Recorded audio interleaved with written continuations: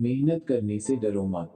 बहुत पुरानी कहानी है। एक बड़ा सा पहाड़ के नीचे एक छोटे से गांव बसा हुआ था और उसी गांव का एक लड़का था जो अपने आलसीपना और कामचोर से परिचित था। उस गांव का सभी लोगों ने उसे आलसी और कामचोर की नाम से ही पुकारते थे। वह लड़का पूरा दिन गांव के पीछे एक पेड़ में बैठा रहता और बैठे बैठे अपने आने वाला भविष्य के बारे में अच्छे अच्छे सपने देखता रहता। वह लड़का का दिन ऐसे ही अलसी में गुजर रहा था। अचानक एक दिन उस गांव में एक बुद्ध भिक्षुक आया और वह बुद्ध भिक्षुक अगले 3 दिनों तक उसी गांव में रहने वाले थे। बुद्ध भिक्षु सारा दिन उसी गांव में भिक्षा करता था और गांव के लोगों को अच्छा अच्छा उपदेश देता था, और जब रात होता था तब गांव के पास में एक बुद्ध मठ में विश्राम करता था। बुद्ध भिक्षु प्रतिदिन जब गांव में भिक्षा करने जाते थे और भिक्षा करके वापस लौटते तब उस अलसी लड़के को उसी पेड़ के नीचे कभी बैठा हुआ और कभी लेटा हुआ दिखता था।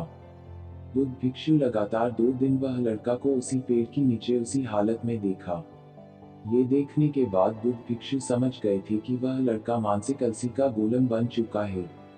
तीसरे दिन जब बुद्ध भिक्षु गांव से भिक्षा करके जब वापस बुद्ध मठ में लौट रहे थे तब बुद्ध भिक्षु ने देखा कि वह लड़का अभी भी उसी पेड़ के नीचे बैठा हुआ है, और ये देखने के बाद बुद्ध भिक्षु से रहा नहीं गया। वह तुरंत उस लड़के के पास गया।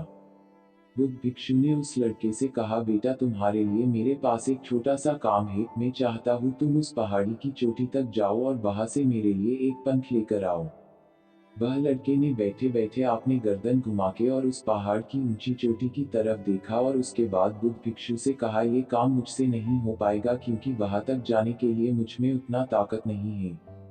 बुद्ध भिक्षु ने कहा, मुझे जिस पंख की तलाश है वह उस पहाड़ी की शिखर पे भी नहीं मिलेगा। वह पंख उस पहाड़ी की दूसरी तरफ एक गुफा के अंदर मिलेगा और उस पंख को हासिल करने के लिए उस पहाड़ी की शिखर तक चढ़ के दूसरी तरफ नीचे उतरना पड़ेगा। बुद्ध भिक्षु ने कहा, वह पंख कोई साधारण पंख नहीं है। तुमने उस पंख को आज तक कहीं भी नहीं देखे हो। वह पंख बहुत ही अनमोल, दुर्लभ और बहुत ही सुंदर पंख है। बुद्ध भिक्षु की इस बातों को सुनकर उस लड़के की मन में उत्सुकता जागा, क्योंकि वह लड़के ने आज से पहले वह पंख के बारे में आज तक नहीं सुना था, और ऐसे दिलचस्प सफर के बारे में सोचकर अंदर से एक प्रेरणा जगा। और बुद्ध भिक्षु से कहा, मैं आपकी ये दुर्लभ पंख में लेकर आऊंगा। ये कहने की बाद वह लड़का बिना कुछ सोचे सफर में चल पड़ा।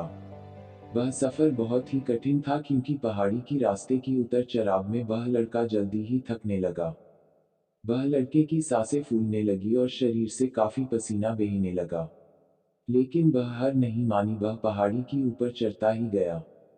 जैसे जैसे वह ऊपर चढ़ने लगा उसे वैसे वैसे उसे जोश आने लगी, जो आज से पहले कभी भी वह ऐसा जोश महसूस नहीं किया था। बहुत कोशिश और कड़ी मेहनत की बाद जब वह लड़का आखिरकार उस पहाड़ी की शिखर तक पहुंचा तब वह बहुत ही थक चुका था। लेकिन वह लड़का बहुत ही खुश था। उसे अंदर से आत्मा संतुष्टि का एहसास हो रहा था और उसके चेहरे पे एक अलग ही मुस्कान थी। वहां से प्राकृतिक सौंदर्य देखकर वह और भी मुग्ध हो गया था। लेकिन उसे पहाड़ी की दूसरे ओर उतरना था और उस गुफा को ढूंढना था जहां बुद्ध भिक्षु ने पंथ के बारे में बताया था। नीचे उतरना और भी ज्यादा कठिन था क्योंकि नीचे की तरफ ढलान ज्यादा खड़ी थी।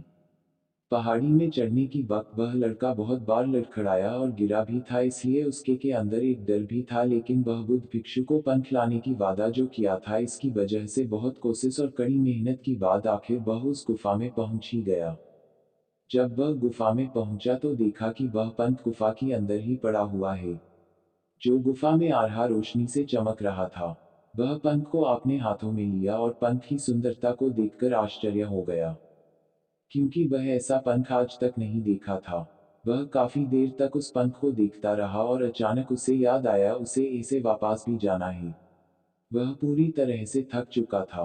वह सोच में पड़ गया कि वह फिर से उस पहाड़ पर कैसे चढ़ेगा और ये पंख बुद्ध भिक्षु तक कैसे पहुंच जाएगा। एक पल के लिए वह बहुत ही उदास और हार मान लिया था, लेकिन उसे वह आत्मविश्वास और गर्व की भावनाएं याद आ गया जो वह पहाड़ी की शिखर पर महसूस की थी। उसे ऐसा हुआ कि उसे दोबारा ये सफर करने की ताकत और मनोबल है। वह पंख लेकर दोबारा पहाड़ी पे चढ़ने लगा। उसे बहुत तकलीफ हो रहा था। उसका पूरा शरीर की मांसपेशियों में दर्द हो रहा था। पैर कांप रहा था, सांसें फूल रहा था, वह कई बार लड़खड़ा के गिर भी पड़ा, लेकिन उसने हिम्मत और आत्मविश्वास से आगे चल पड़ा और वह हार नहीं मानी।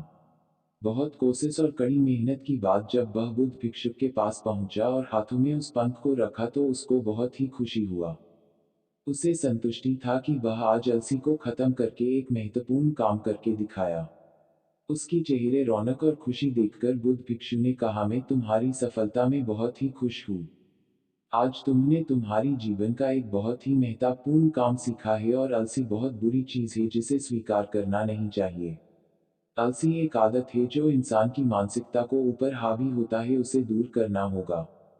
आलसी जीवन की सफलता पाने की सबसे बड़ा बाधा है जो तुम्हें ये तोड़कर तुम्हें एक पहला कदम उठाना ही पड़ेगा। आपने उद्देश्य की ओर चलना ही पड़ेगा।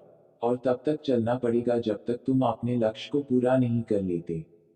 लड़के ने बुद्ध भिक्षु की बात की गहराई और महत्व को समझते हुए हाँ में आपने सिर हिला दिया। उसे आज एहसास हुआ कि उसे हमेशा से ही कठिन और महान चीजों को करने में सक्षम था, लेकिन उसकी अलसी मानसिकता ने उसे रोक रखा था। अब उसे अच्छी तरह से पता चल गया था कि दुनिया की कोई भी कठिन कामों को करने के लिए उसके पास ताकत और मानसिक दृढ़ संकल्प है। उसके बाद बुद्ध भिक्षु ने वह लड़के को आशीर्वाद दिया और वह गांव से चला गया। ये कहानी से हमें ये सीख मिलता है कि जब हमें कोई काम असंभव लगता है और अपने लक्ष्य को हासिल करने के लिए जब हम खुद आगे बढ़ते हैं तब हम अपने अंदर एक ऐसी ताकत और आत्मविश्वास की खोज करते हैं जिसके बारे में हमें पहले से कभी भी पता नहीं था। आलसी पे छुटकारा पाने के लिए हमें खुद को चुनौती देनी चाहिए और बड़े बड़े महत्वपूर्ण लक्ष्य बनाना चाहिए। चाहे वह लक्ष्य कठिन क्यों ना हो, हमें हमेशा आगे बढ़ना चाहिए।